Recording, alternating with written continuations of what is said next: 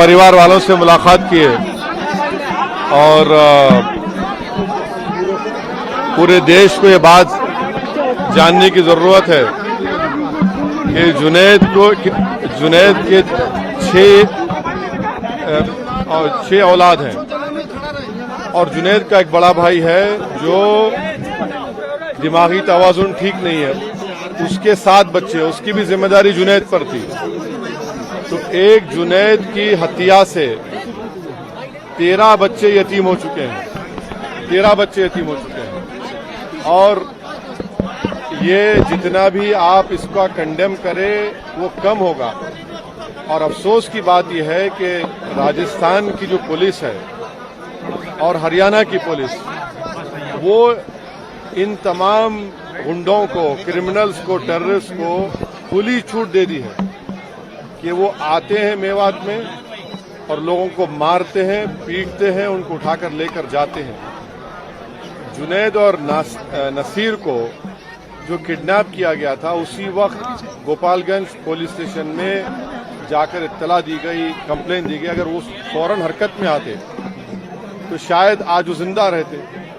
अभी उनके परिवार के लोग हमको बता रहे थे कि फिरोजपुर झिरका का जो सीआई है, वहाँ की जो पुलिस है, वो तो पूरा इस गैंग के साथ मिली भी है। और उनके परिवार के लोग ये भी बता रहे हैं कि जिस गैंग ने जो 6 एक्यूज जो है, जिनको एलिज एक्यूज है, एफआईआर में नाम है, वो इतना मारे जुनैद और नसीर को ले जाकर पुलिस स्टेशन में जब उनको दिए तो पुलिस ने इनकार कर दिया उनको लेने से। तो उसके बाद वहां से 170 किलोमीटर दूर ले जाकर उनकी गाड़ी, जली हुई गाड़ी और जली लाश मिली। आप बताइए कि फिर ये क्या हो रहा है हमारे देश में? आखिर कब तक बीजेपी ऐसे गैंग्स की सरपरस्ती और उनको पॉलिटिकल पैट्रोनेज देगी? कितने लोगों को आप कितने बच्चों को बेवा करेंगे, कितने बच्चों को यतीम करेंगे? आखिर रूल ऑफ लॉ कहाँ है? अनेक खुले हथियारों के साथ फिरते हैं, यूट्यूब पर गोली चलाते हैं, वीडियो डालते हैं, सिल्वर बटन मिलता है, फेसबुक पर वारिस का जिस्म दिखाया गया, उसके बाद वारिस मर गया तो हरियाणा की पुलिस ने कहा कि एक्सीडेंट से हमारा परिवार कहते हैं कि उसको मारा गया। तो ये तो ओपन एक मर्डर है और इसको अगर आप जेनोसाइड भी कहेंगे तो गलत नहीं होगा। इसको रोकने का एक ही तरीका है कि हरियाणा और राजस्थान की पुलिस और यहाँ की लीडरशिप जो है, यहाँ के चीफ मिनिस्टर, हरियाणा के चीफ मिनिस्टर, इनको रोकें, इस गैंग को पकड़ें, इनको जेल में डालें। भारत में किसी को इख्तियार नहीं है कि कोई हथियार लेकर जिसको चाहे गोली मारे, जिसको चाहे पकड़े।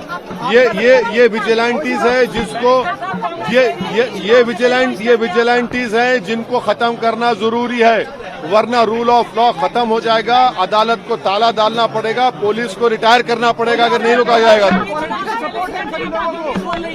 क्या नहीं है? आप अंदर हमको बताया गया कि आकर शराब पीकर मेवात के लड़कियों को छेड़ते हैं, जब किसी ने रोका तो वो बच्चे अभी जेल में है वो। 3 दिन हो चुका है, 2 स्टेट की पुलिस है, राजस्थान, हरियाणा, नहीं पकड़ सकते क्योंकि इन जालिमों को, इन टेररिस्ट को पुलिस का और पॉलिटिकल लीडरशिप का पैट्रोनेज है। जब तक सियासी लीडरशिप इनके साथ रहेगी इनको कुछ नहीं होगा। आप लिख के रख लीजिए हमारी बात। तो क्या कहा आपने? देखिए आपको फर्क दिख रहा है, मुझे कोई फर्क नहीं नजर आ रहा है। जहां पर मुसलमानों की बात आती है, जहां पर गौ रक्षक की बात आती है, सब के सब एक हो जाते हैं। अगर गोपालगंज की पुलिस को जब कंप्लेन दिया गया था वो फौरन हरकत में आते तो वो बॉर्डर क्रॉस नहीं करते, उसको रोक लिया जाता। अरे सुनिए, ये उसको पॉलिटिसाइज वही लोग कर सकते हैं जिनमें इंसानियत मर चुकी है। अगर आप इंसाफ दिलाना चाहते हैं तो इन सो कॉल्ड गौ रक्षक जहां कहीं विदेश में है इनको रोकिए, वरना पुलिस के जितने आप रिटायर कर दीजिए, कोर्ट्स को बंद कर दीजिए, क्या जरूरत है? इनके हवाले कर दीजिए। आप पुलिस की बात करें, मोनू मानेसर जो इसमें आरोपी है वो हरियाणा पुलिस के कई अधिकारियों के साथ मीटिंग करते हुए उसकी तस्वीरें हैं। वो जिस शख्स का आपने नाम लिया वो कासिम को 12th स्टैंडर्ड के लड़के को गोली मारता है, एफआईआर में नाम है, फिर भी नहीं पकड़ रही पुलिस उसको। जिसका आपने नाम लिया उसने वारिस को पकड़कर उसके वारिस के मुंह से खून बह रहा था, फेसबुक पर लाइव किया, उसके बाद डिलीट कर दिया। ये तमाम सुनिए, ये तमाम जालिमों को, टेररिस्ट को पॉलिटिकल पैट्रोनेज है। मैं देश के प्रधानमंत्री से डिमांड करता हूं कि आपकी पार्टी, आपकी सरकार इन लोगों की मदद करना छोड़िए। पुलिस अगर अपना काम नहीं करेगी तो फिर कौन करेगा? अगर आपकी पॉलिटिकल लीडरशिप काम नहीं करेगी तो देश तो फिर इन विजिलेंटी से चलेगा। वैसे साहब क्या लग रहा है कि पॉलिटिकल पार्टी से पॉलिटिकल एलिजी लेने की कोशिश कर रही है?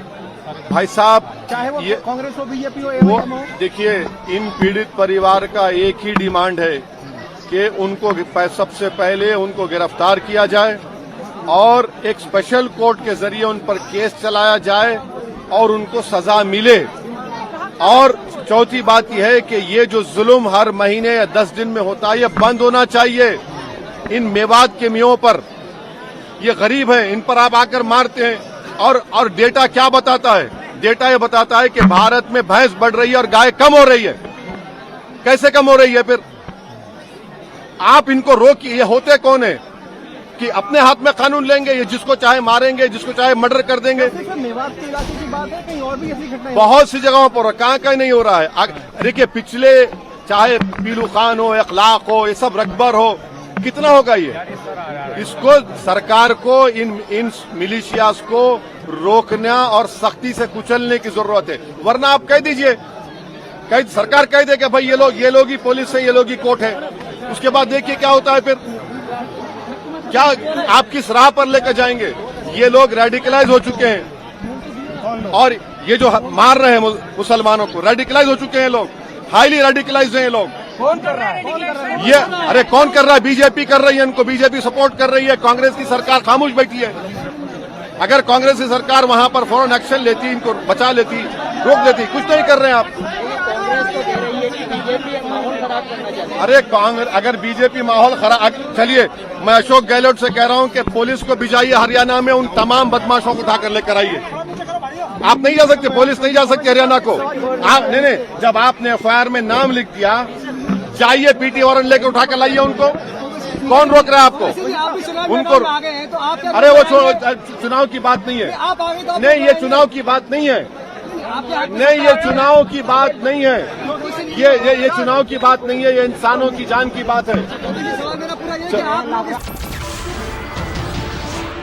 नमस्कार, मैं हूं मानक गुप्ता। अगर आपको हमारा ये वीडियो पसंद आया हो तो इसे लाइक और शेयर जरूर करें। और हाँ, हमें सब्सक्राइब और फॉलो करना ना भूलें ताकि आप देश और दुनिया की कोई खबर मिस ना करें। तो जुड़े रहिए हमारे